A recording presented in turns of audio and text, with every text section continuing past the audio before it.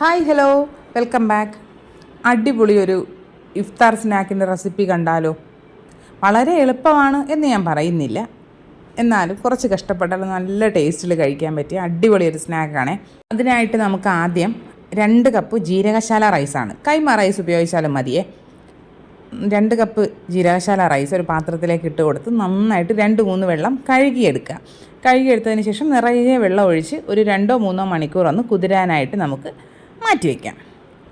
പിന്നെ അത് കുതിർന്ന് വരുന്ന സമയത്ത് നമുക്ക് മസാല തയ്യാറാക്കിയെടുക്കാം.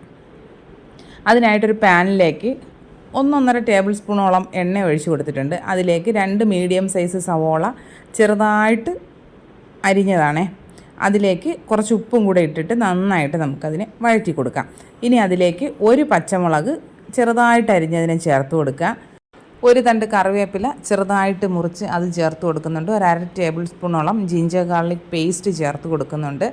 ഇതെല്ലാം കൂടി ചേർത്തിട്ട് നന്നായിട്ട് മിക്സ് ചെയ്തെടുക്കുക. ഈ ജിഞ്ചർ ഗാർലിക് പേസ്റ്റിൻ്റെയും എല്ലാം പച്ചമണമൊക്കെ മാറി നന്നായിട്ടൊന്ന് വാടി വരുമ്പോഴേക്കും നമുക്കിതിൽ മസാലപ്പൊടികൾ ചേർത്ത് കൊടുക്കാം.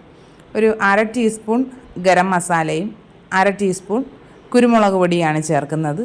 ഈ 2 മസാല മാത്രമേ നമ്മൾ ചേർക്കുന്നുള്ളൂ കേട്ടോ, വേറെ പൊടികളായിട്ടൊന്നും ചേർക്കുന്നില്ല. ഇതെല്ലാം കൂടി ചേർത്ത് നന്നായിട്ട് മിക്സ് ചെയ്തതിന് ശേഷം ഇതിലേക്ക് ഒരു 250 ഗ്രാമോളം ബോൺലെസ് ചിക്കൻ, മഞ്ഞൾപ്പൊടി, മുളക് പൊടി, കുരുമുളക് പൊടി, ഉപ്പ്, ജിഞ്ചർ ഗാർലിക് പേസ്റ്റ്, കുറച്ച് നാരങ്ങാനീര് ഇത്രയും ചേർത്ത് നന്നായിട്ടൊന്ന് മാരിനേറ്റ് ചെയ്ത് ഫ്രൈ ചെയ്തെടുത്തതാണ് കേട്ടോ.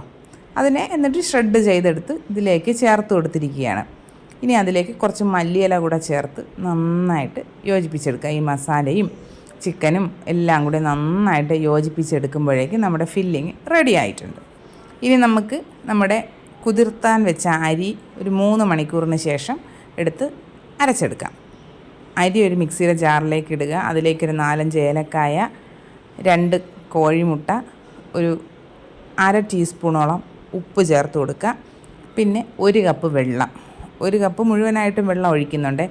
അതും കൂടി ഒഴിച്ച് നമുക്കിതിനെ നന്നായിട്ട് അരച്ചെടുക്കാം. നല്ല സോഫ്റ്റായിട്ട് അരച്ചെടുക്കണം കേട്ടോ.